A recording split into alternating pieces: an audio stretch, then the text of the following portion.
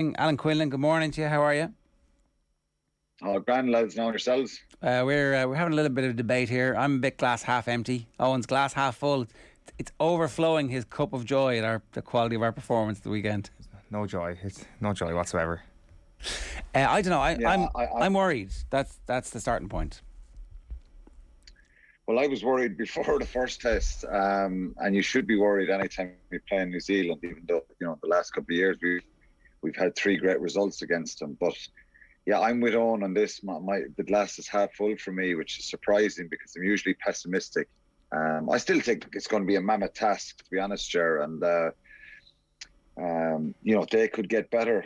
There's every chance they will get better. Historically, they've started their international season. Most teams do. When you're a bit rusty and stuff like that, they've a number of new players in their side. But I think we added a little bit to our own downfall in the match, and I couldn't believe the first 20 minutes how positive Ireland were playing and how they were controlling the tempo, quietening the crowd. And then the Carbery try just all changes and it goes downhill after that. But if you look back at all the tries, the 6 of them, they could have been prevented. And you probably, and I'm kind of saying this from a player point of view or a coaching point of view, if you look back, you'd be frustrated and a little bit disappointed. I think they didn't cut Ireland open and have any sort of sustained pressure for a long period of time where you were going, wow, that's incredible. I think Ireland just added a little bit to their own downfall. That's not taking anything away from New Zealand. They were exceptional, and we know they can do that. They're absolutely ruthless. They have those X-factor players, and they sense a little bit of vulnerability and they go for it. And I just thought, that period after the Carbery try, I think that was a period of time where Ireland needed to control the tempo a little bit, take their punishment, and not let it get any worse. But it felt like a couple of knockout blows right before half time, and that really hurt them. So, in terms of the lessons, right? Like, are some of the lessons that we're not as good as we think we are, that our front row is a real issue when it comes to scrum time at world class level, that our second rows aren't strong enough, that the difference between Conan and Doris, like Doris hasn't performed in you'd say, as in these games where we've been struggling particularly well, that like maybe going backwards, maybe in a team that's doing really well, he looks world class, but it's in these performances where you need him to do more and he hasn't done them. That, like, if we're ruthless about the problems, apart from the mistakes that we made, that the problems are a bit more fundamental than just the mistakes. Look, of course there's issues. The scrum is an issue, and we had problems with England in the Six Nations when we had a dominant win, and I think that has to be sorted out. I don't think it's a case of I think there's a little bit of Andrew Porter still, trying to find his feet as a loose head. He's incredibly powerful and he's a big man, and it's maybe a little bit of technique. And Tuanga Fassi just went after him there. They were kind of crabbing across New Zealand, which is technically very good. And Mike Cron, who was their scrum coach for years, would have worked with a lot of these guys. He came back in during the week because Greg Feek was out. And I remember him taking a session with us in Munster, and it was all about moving the point of contact, crabbing across a little bit, and then accelerating forward. We're probably a little bit too honest there, and there's a little bit of, there's issues there. There's no doubt, and we lost 3 scrums, and they were crucial. We lost 4 lineouts. Another one was very, very scrappy as well. So Ireland rely on those kind of launch plays and their set piece to launch attack, and their big strength in the last number of years when they've done really well is keeping the ball and keeping possession and being very efficient with their set piece. So they've got to try and find a way to sort that out this week, whether it be adjusting their feet a little bit. I thought they got very, very long with their footwork. They got to get a little bit closer, I think. And look, there's a lot of pressure coming through there, and they got that bit of vulnerability and it went for it, the All Blacks. But the lineout was an issue as well, and the gap in the lineout. And we had this problem in France, Ger, where France kept closing the gap in the lineout. And the referee didn't help that day. The referee didn't help the other day. I'm not saying it's his fault. I think Ireland have to self-police that themselves much better. We're too kind of nice and honest there. You've got to kind of start putting pressure on the referee to ensure that you get a big gap in the line-out. Obviously, when the gap closes in the line-out, it becomes a little bit harder and messier. And New Zealand defended very well. So their reaction was to put massive pressure on Ireland, get in their faces. But I thought physically we were okay in open play. You know, you talk about the power in the second row. You know, I thought we matched them, and we didn't get overpowered. At times they were very aggressive at the breakdown, and there was so many compliments during the week about Ireland's breakdown. So they went after us there. And on the Caelan Doris point, yeah, I think he had 2 or 3 carries in the game. You want your number 8, like, up in double figures. I think it's difficult at times. He's an incredibly talented player. But given that Ireland had 60% of the possession and, 60% territory, you probably would want him to be making more carries. I thought Dan Sheehan was amazing. The amount of carries he made, the tackles he's making, Josh van der Fleer. I wouldn't say any of the Irish guys had a bad game, but that period just after the Sever Reach try, they made a number of mistakes. Gibson Park tapped a quick penalty where probably should have been just calm down, kick it to touch.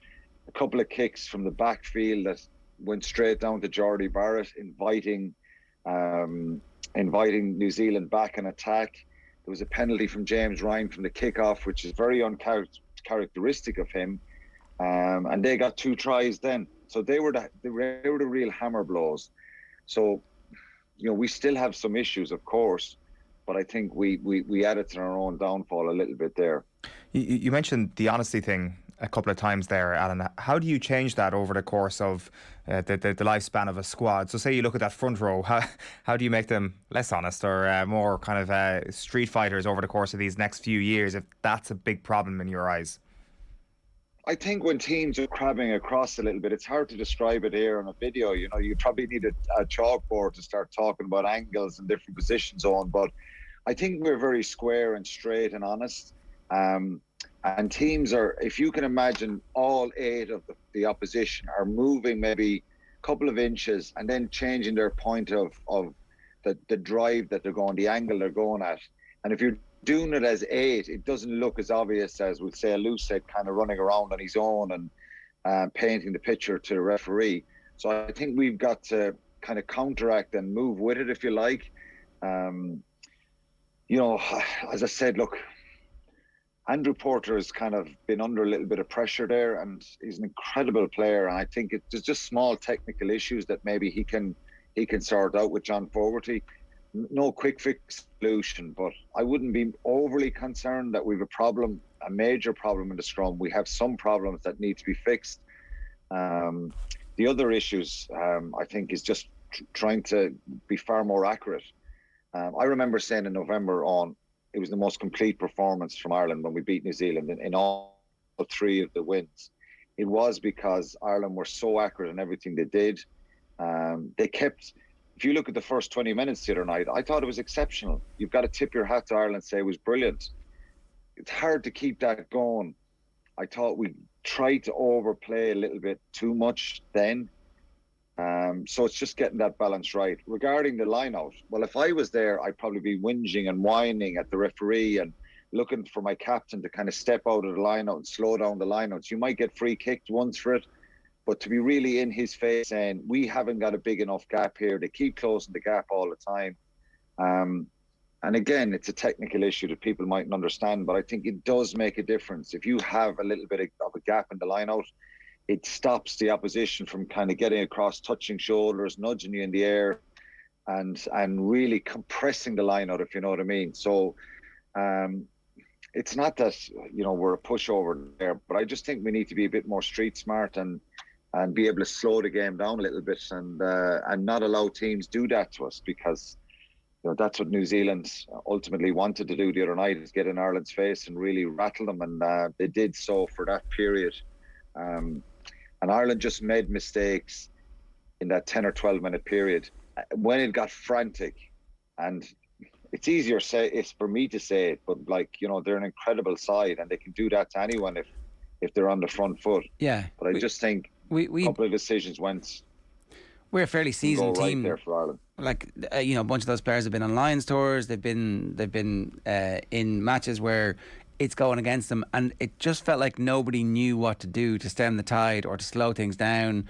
I was talking earlier, the OGA, like whatever the rugby equivalent is of start a fight, get somebody to go down injured, whatever it is you have to do to give everybody 2 or 3 minutes and just say, okay, what the hell is happening?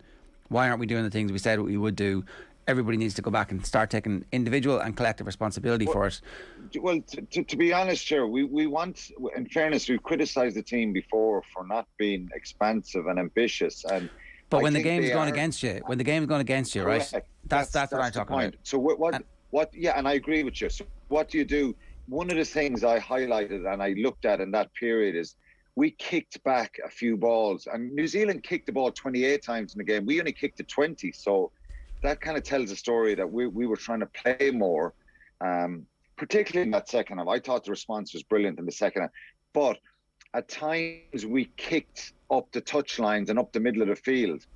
And sometimes, when we were kicking out of defence, I just thought some of those kicks could have went into the stand. Even if you're only getting 10, 15, 20 yards and it goes out to touch, it just slows the game down a little bit. Whereas if you're kicking to Geordie Barrett and Borden Barrett, who dropped into the backfield a lot, they're running back, they're bringing their wingers in, you're having to defend again. And ultimately, you're at a risk of being broken down, if you know what I mean, against incredible players. Like these guys are just, they're absolute beasts. I was standing beside some of their backs and they're bigger than, most wing forwards. They're powerful and they're explosive. And you continue, like Geordie Barrett is 6'5" and he's an incredible rugby player. He's 110 kilos and you're kicking the ball downfield. I don't think we kicked aimlessly. I'm not saying the kicks were bad, but I think tactically a couple of those could have been pumped into the stand, and it just might have slowed the game down. Okay. We also got a tiny little bit narrow at times in defence. A couple of specific things. You talked about Mike Cron. He's I just Googled him there. He's coaching away. He's 65. He's technically retired. Should we get him over for 6 months? Is that the type of thing that we should be looking at and learning from over the course of this? Yeah, well, for sure. And he came to Ireland a couple of years ago, and the latter parts of my career, and he was with Munster, and he was brilliant. And he's been this scrum guru for a long, long time. He works with World Rugby now, and he analyses a lot of the matches, all the international matches, does reports for World Rugby and the referees as well. So, yeah, maybe I think. He has a wealth of knowledge and experience, so that's something that, I'm sure. Do a month with the 4 provinces. Do a month with 2 months with the senior national team. There's 6 months. Give them the contract, whatever it takes to get everybody thinking along these terms. The other issue is that people are texting in saying moving Porter to tighthead doesn't make sense. We've no backup there now and haven't developed loose heads either. Bad planning. This is the whole moving Porter across, and obviously to loose head. We don't have depth as we saw at the weekend, and we partly that's because of the injuries that have happened, but we haven't had that depth. Is it too late now for us to get depth over the next 12 months? It seems like it is. Is there something? Yeah, look, it's difficult. You just can't invent players. And look, the backup to Cian Healy, who's had an incredible international career and has been ever present. The idea to move Porter over was to be the successor to Cian Healy.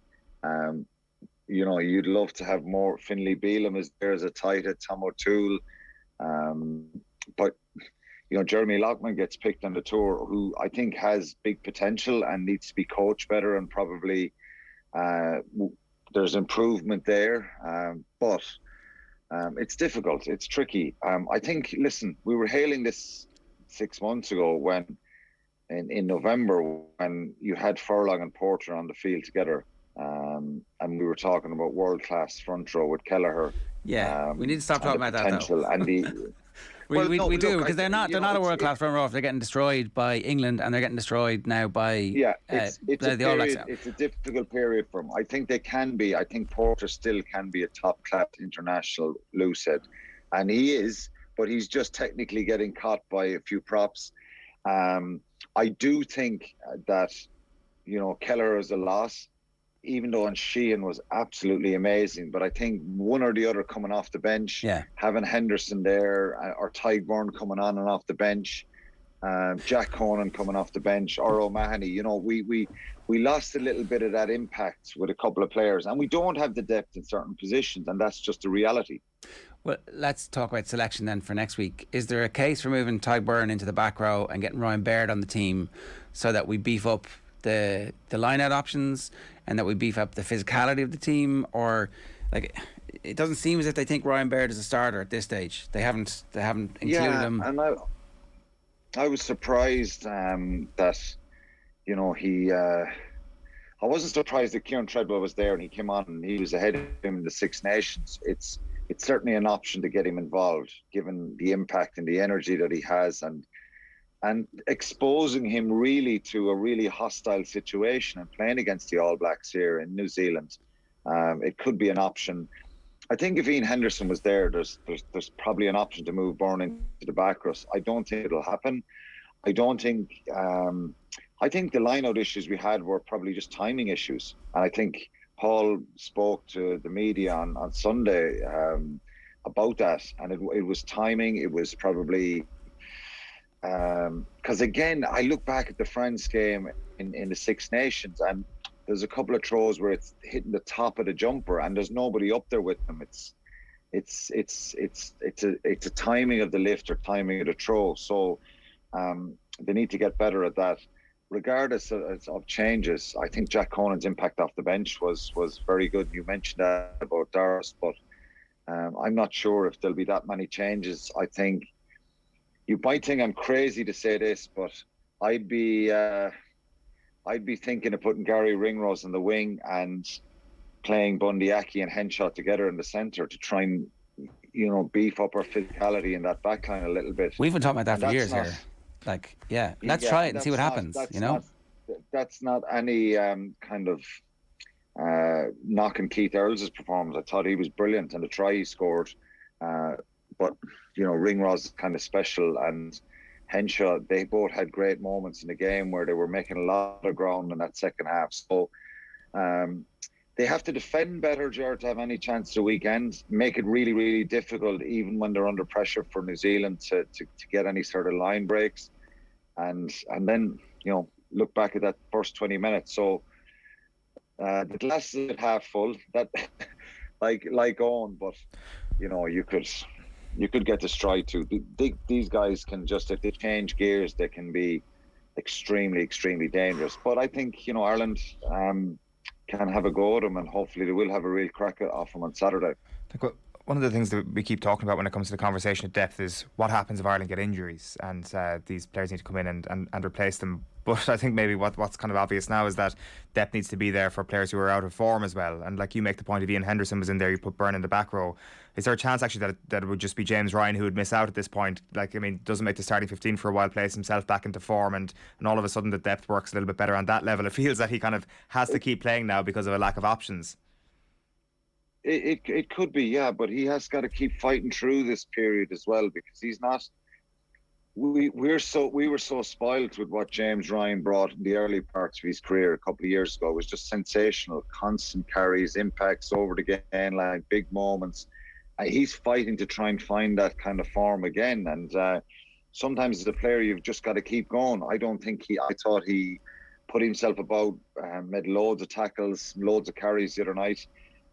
It's not that he's playing bad, we just don't see him as prominent as we probably did at the start of his career. But look, even for the team that played the Maoris last week, I still think you can learn a lot on this tour. I know obviously you want to get results, but the issues around scrums and lineouts and things like that, and controlling tempo and all that kind of stuff, well, there's certain guys are learning and watching it firsthand. Even the players in the squad, they're seeing this up close and personal, and as a group they can try and learn from that. So I think the ultimate goal really was obviously to try and win a test match here, but I still think they can still learn a lot from this.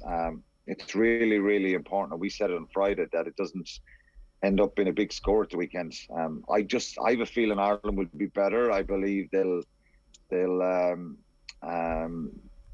really make a go of this on Saturday. I'm not saying they'll win, but I think they will be better. My big fear then, when I start thinking about what New Zealand can do, but it's a learning curve for everyone to see what the characters are like, and can they use that going forward for next year.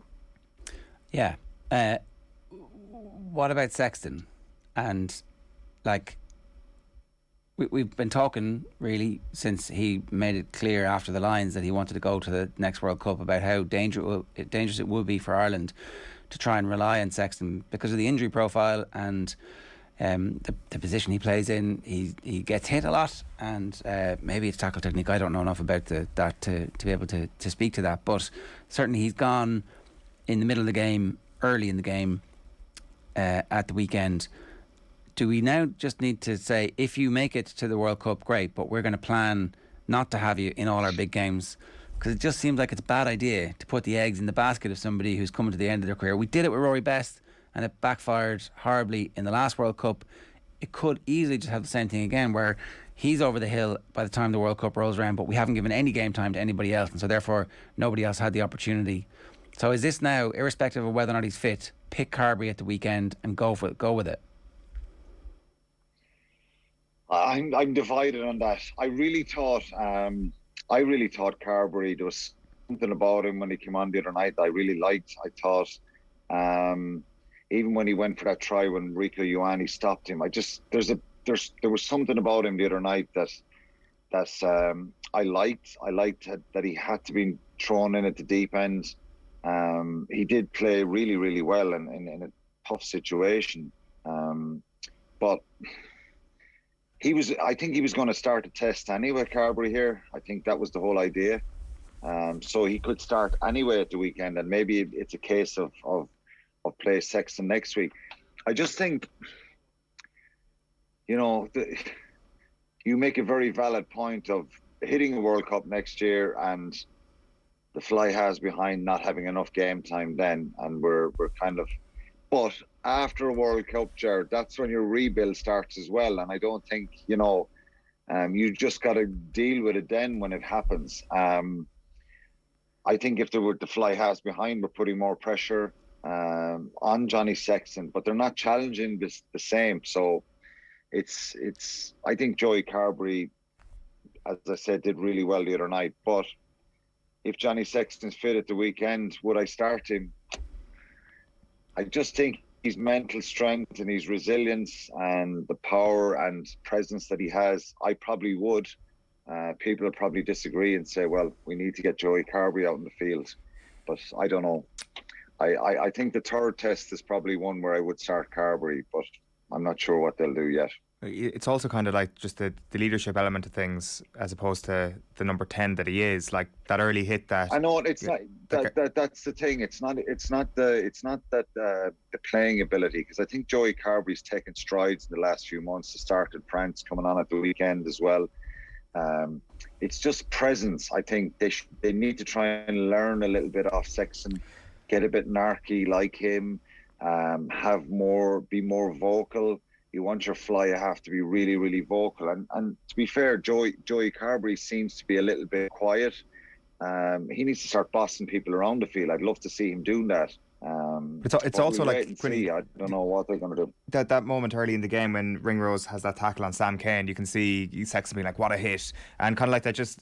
It wasn't goading, but he made sure that Sam Cane could hear it, or that the All Blacks players could hear it, and it was just that level of needle. And like, I wonder, does that kind of come back to this wider conversation that you were talking about in the scrum about honesty, and is there just enough of an edge about this Ireland's team outside of Sexton? They're all lovely fellas. Yeah, with the exception of Sexton in that sort of moment, and I'm sure there are other exceptions in the squad. Exception of Peter Romani as well. Yeah, like there's another example. Like, but that's two players. Is there enough of that across the team, even let alone the squad, the Ireland starting 15? Maybe not. It's rich coming from me. No, you're exactly what we need.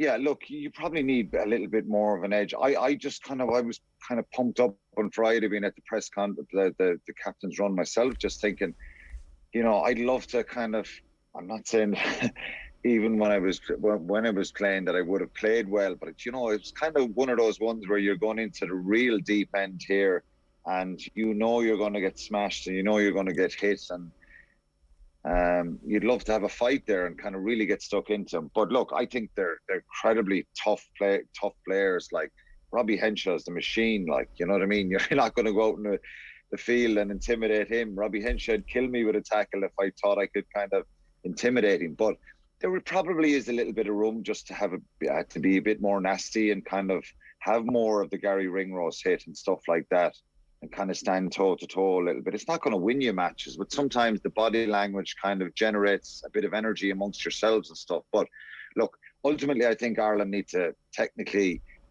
be on the money for the next two tests to kind of any chance, and really fix the scrum, fix the line out, and hold on to the ball, and really look at what they did in the first 20 minutes. I thought it was unbelievable. I don't know what you think, but I really thought that the couple of turnovers they had, they were really frustrating New Zealand, and ultimately they were going to turn and have a purple patch. But the 3 tries they scored, starting with the Sever Reece one, was kind of a devastating blow for Ireland.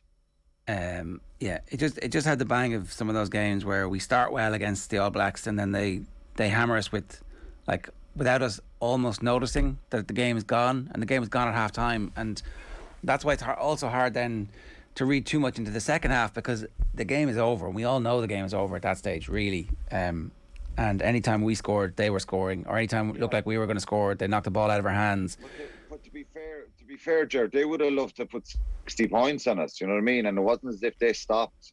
So I would give Ireland some credit for that, to be fair, the way they kept, the way they came out after half time, and Ringrose got to try earlier, and they kept going. And, so look, it wasn't the case that they wilted. They were under a fair bit of pressure at times as well, Ireland. But I thought it was much better in the second half. And look, okay, we'll judge it after the second test, whether it's been, a disaster or not. But I think it's they have an opportunity this week. They've got to really go after it and kind of pick themselves up. Yeah, and we're going to find out a lot about them, and a lot about what their character is, and whether or not they're going to do anything at the next World Cup, I would say as well. Last question. It seems like your clothes arrived anyway. Clothes arrived on Friday, yeah, thanks be to God. And Paul helped me for a day and a half anyway, so it was good, thanks be to God. I needed the coat and some warm clothes for Saturday, but all good now, very happy, sleeping a little bit better as well. And what part of the world are you in now? Have you moved down to Dunedin yet, or are you still yeah. Yeah. No, we moved down to Queenstown today, so right. I'm slugging it out here in picturesque Queenstown, one of the most beautiful places in the world, on the lake here. So it's half the Irish people here have gone off skiing today, and there's snow on the mountains here. It's incredible. It's a beautiful place. So go to Dunedin on Thursday for the team announcement and all that stuff, and the build-up will kind of start a bit more. Then the Irish team will go down to Dunedin until Wednesday. Right. Well, enjoy. Thanks a million for joining us. Cheers. Cheers, lad. Thanks. Alan Quinlan there, fully clothed from Queenstown, which everybody raves about it. It's supposed to be amazing both summer and winter.